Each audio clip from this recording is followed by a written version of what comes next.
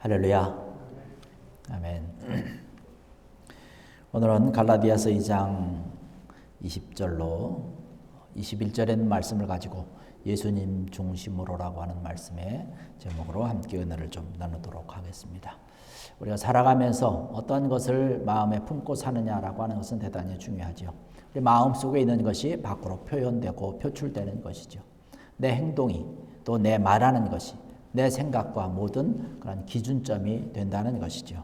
그렇기 때문에 우리가 살아갈 때 모든 사람들이 사실은 다 비슷한 환경 가운데 살아갑니다.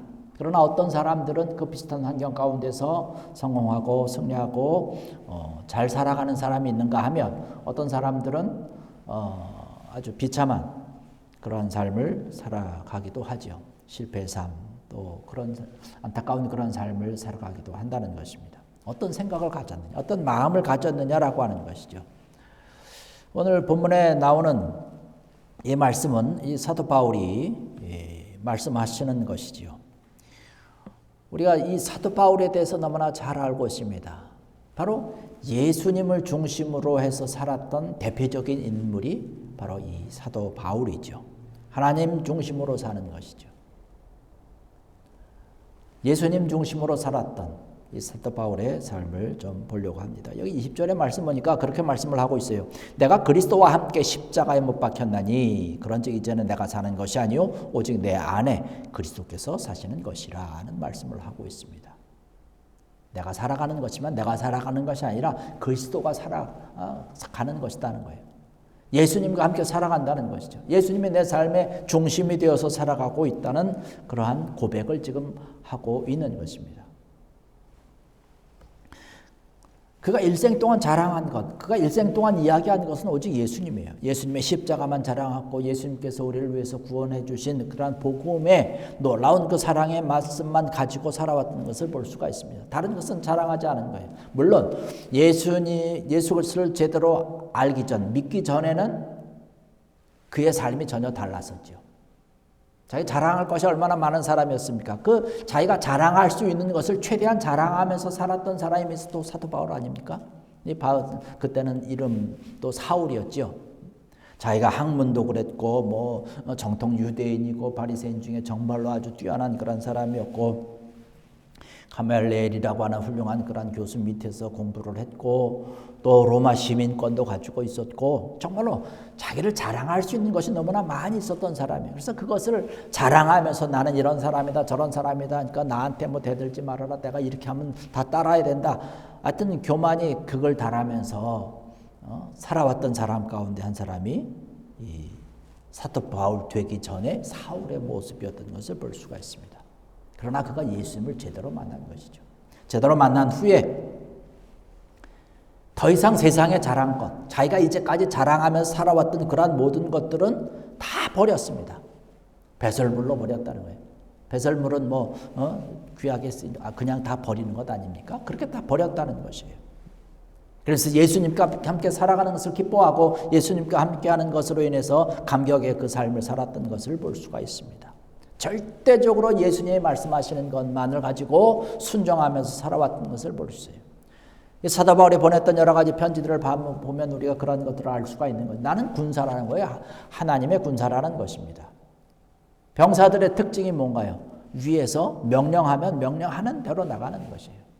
하나님께서 말씀하면 하나님이 말씀해 주시는 그대로 나는 따른다는 것이 그 자리가 중국의 자리든 전쟁의 자리든 아니면 무슨 어떤 고된 훈련의 자리든 나는 십자가의 군병이기 때문에 어느 자리든 막론하고 나는 그곳을 다 달려간다는 거예요. 내가 살든지 죽든지 주님께서 말씀하시면 내가 그 말씀대로 살아가겠습니다라고 하는 것이에요. 그래서 자기가 몸에 질병을 갖고 있었음에도 불구하고 이 질병이 오히려 나에게 감사한 것이라는 거예요. 수많은 매를 맞았지요. 감옥에 갇혔지요. 이러한 모든 것들조차도 오히려 나는 감사하다라고 얘기를 하는 것을 볼 수 있습니다.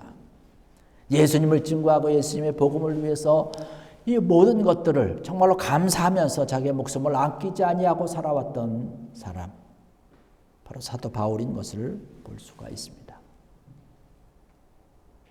그런데 이 사도 바울이 왜 이토록 예수님에게 정말로 미치는 사람이 되었을까요? 그 예수님에게서 무엇을 발견을 한 것일까요?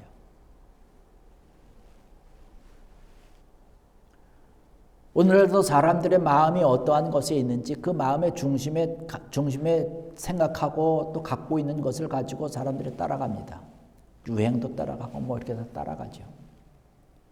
요즘은 뭐 전 세계적으로 뭐 이렇게 매스컴을 봐서 알지만 뭐 K 드라마, 뭐 K 팝, 뭐 이런 거 너무나 지금 아주 뭐 요즘 흔히 드라마 중에서도 오징어 게임 여러분 다 보셨는지 잘 모르겠습니다만은 그것 때문에 또 아주 인기가 너무나 많이 있지 않습니까? 마음속에 그것만 가득하니까 어떤 사람들은 그거에 대해서만 계속 얘기하고 있고 뭐 그렇게 하는 것을 볼 수가 있습니다.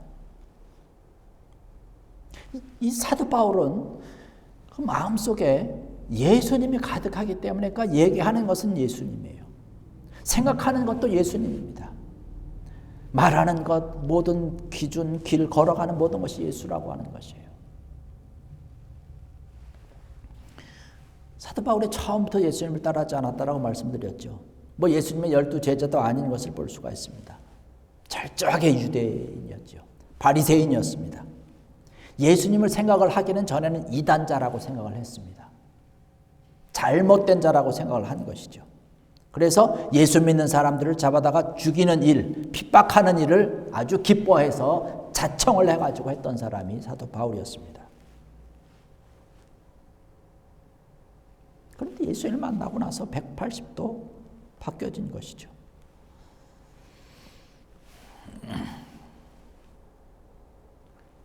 예수를 만나기 전에 자기가 알고 있었던 이단자라고 잘못된 청년이라고 알고 있었던 이 예수님을 자기가 만나보니까 아닌 것이죠. 그 부활하신 예수를 만나고 나서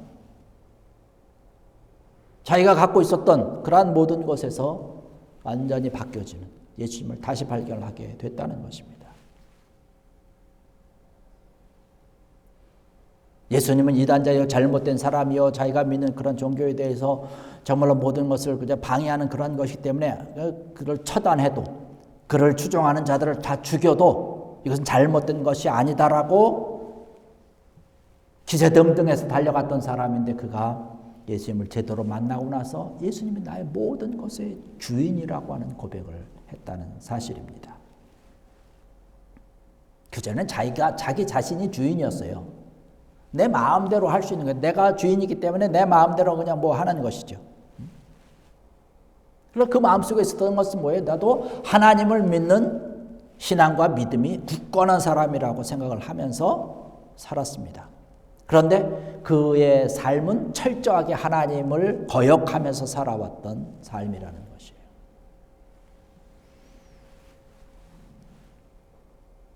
자기 중심적으로 살아왔기 때문에 하나님의 뜻을 거역할 수밖에 없는 것이죠.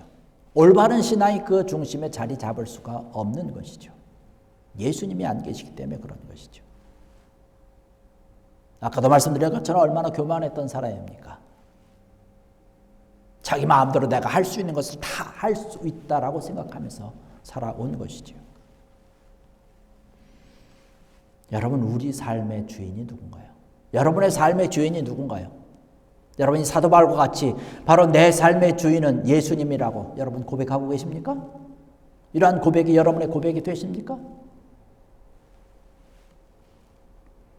이 사도 바울의 고백과 같이 내 삶의 주인은 예수님이라고 하는, 내 중심에는 예수님이 계시다라고 하는 이러한 고백을 하며 믿음의 길을 걸어가는 귀한 여러분들 되시기를 주의 이름으로 간절히 축원합니다. 내 삶 살아가는 것이 내가 중심이 아니라고 하는 것이죠. 내 삶의 중심이 되면 어떻게 됩니까? 누가복음 12장에도 말씀을 보면 어리석은 부자가 거기에 등장을 합니다. 농사도 잘 됐어요. 모든 것이 다 잘 됩니다. 재물이 너무 많아요. 야, 이거 창고를 좀 더 지어야 되겠네. 야, 내가 재물을 쌓아놓을 것이 없네. 이것저것 다 그냥 해서 계획을 하고 저런 계획을 하며 자, 이제 기쁘다 즐겁다 이제 놀자 먹고 마시자 이렇게 생각을 하면서 내가 오랫도록 살아가자라고 생각을 합니다. 그런 계획을 가지고 합니다. 그러나 거기 20절에 누가복음 12장 20절에 말씀 보니까 그렇게 하고 있습니다. 어리석은 자여 오늘 밤에 내 영혼을 도로 찾으리니 그러면 내 준비한 것이 누구의 것이 되겠느냐. 네가 이제까지 준비해가지고 나는 이제는 됐다. 내 주머니가 든든하니까 내 창고에 그득 차고 있으니까 내가 이것을 가지고 내가 평생 살아갈 수 있을 것이다라고 하지만 당장 죽고 나면 누구 것이 되겠느냐는 거예요. 하루아침에 물거품이 된다라고 하는 표현 아니겠습니까? 그동안 모았던 재물이 그의 것이 아니라는 것이에요. 그동안 쌓아놨던 창고에 가득한 그 물건들이 내 것이 아니라고 하는 것이죠. 또한 그의 생명이 자기의 것이 아니라는 거예요. 우리의 생명이 우리의 것이 아니라는 사실입니다. 하나님의 것이라는 거예요. 내 생명이 내 것이면 내가 마음대로 오래 살 수 있겠죠. 내가 먹을 것도 많고 이러니까 창고에 그득하니까 내가 가지는 것이 많으니까 먹고 마시고 즐기면서 오래도록 살아가자. 그러나 내 생명이라고 하는 것이 내 것이 아닌데, 내 마음대로 할 수 있는 것이 아닌데 어떻게 하겠어요? 하나님께서 오늘 밤에라도 생명을 거두어 가시면 끝나는 것이에요. 아무리 많이 쌓아놓고 있어도, 아무리 창고가 여러 개고 그득그득 차고 있어도 아무 소용이 없는 것입니다. 내 삶의 주인이 나 자신이라고 생각하고 살아가는 사람과 예수님이 내 삶의 주인이라고 생각하는 사람과 그의 삶은 천지 차이입니다. 하늘과 땅 차이라는 것이죠. 이것을 깨달은 사도 바울은 예수님은 나의 주인이라고 하는 철저한 믿음을 가지고 살았습니다. 그리고 예수님께서 나의 모든 것을 해결해 주시는 자다라고 얘기를 하고 있는 것을 볼 수 있습니다. 여러분, 예수님에 대해서 사도 바울이 생각한 것은 어떤 생각을 했습니까? 그 전에는 어떻게, 예수님을 제대로 만나기 전에는 어떻게 했습니까? 정말 보잘것없는 시골에서 올라온 시골 청년이라고 생각을 했어요. 허튼 소리하고 돌아다니는, 그러다가 결국은 로마의 권력 앞에 아무 힘 한번 써보지 못하고 죽어버린 죄인이라고 판단을 했습니다. 여러분, 가만히 생각해 보십시오. 지금 예수님이 하나님의 일을 시작하는 것이 30 아닙니까? 30살? 30살? 30살 청년이 와서 그런 엄청난 이야기를 하고 다닐 때에 과연 제대로 그 말을 믿을 사람이 많이 있을까라고 하는 것이. 오늘날 우리가 30세 된 그런 청년들을 바라보고 이렇게 보면 좀 여러분의 시각으로 우리 청년들을 바라볼 때, 뭐 청년들이 뭐 그렇다고 절대적으로 다 그런 건 아니지만 여러분의 인생의 연륜과 그 청년들의 연륜을 생각을 해볼 때 뭔가 좀 부족함이 있고 많이 그렇지 않습니까? 그때 당시에도 그랬을 거라는 말이죠. 사도 바울은 자기는 많이 배운 사람, 학식 있는 사람이에요. 바리새인이에요. 유대인이에요. 로마 시민권도 가지고 있어요. 그런 권력도 있어요. 많은 사람들이 자기를 추앙하고 존경하고 따르고 있습니다. 이 사울의 눈으로 예수님을 봤을 때에 정말로 보잘것없는 거죠. 배우지도 못했죠. 출신도 어딘 시골. 그 청년이 와서 이야기를 하는데 이 사울의 귀에 그 마음에 제대로 들렸을 리가 없는 것이죠. 그렇게 생각했던 그 예수였습니다.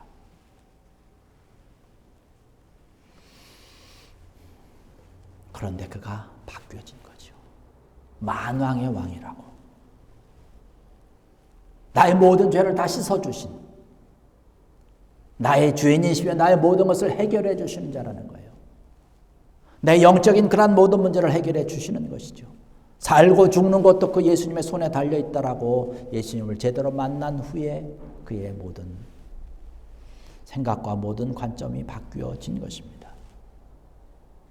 사도 바울의 모든 문제를 해결해 주신 것 아닙니까? 우리 성경에도 우리가 누차 많이 읽어서 함께 말씀을 나눠서 알고 있지만 어려움을 당하고 고통의 자리에서, 죽음의 자리에서 건져주신 분이 주님 아닙니까? 항상 보호해 주셨고 항상 해결해 주신 분이에요. 고린도에서 복음을 전하다가 죽을 뻔했을 때에 살려주셨죠. 그의 몸에 질병을 가지고 인해서 어려움과 고통을 당하고 있을 때에, 또 로마로 가는 그런 배 가운데서 심한 풍랑을 만나가지고 거의 모든 사람들이 죽게 되었던 그 상황 가운데 있을 때에 예수님이 다 구해주시고 보호해주시고 살려주시지 않았습니까?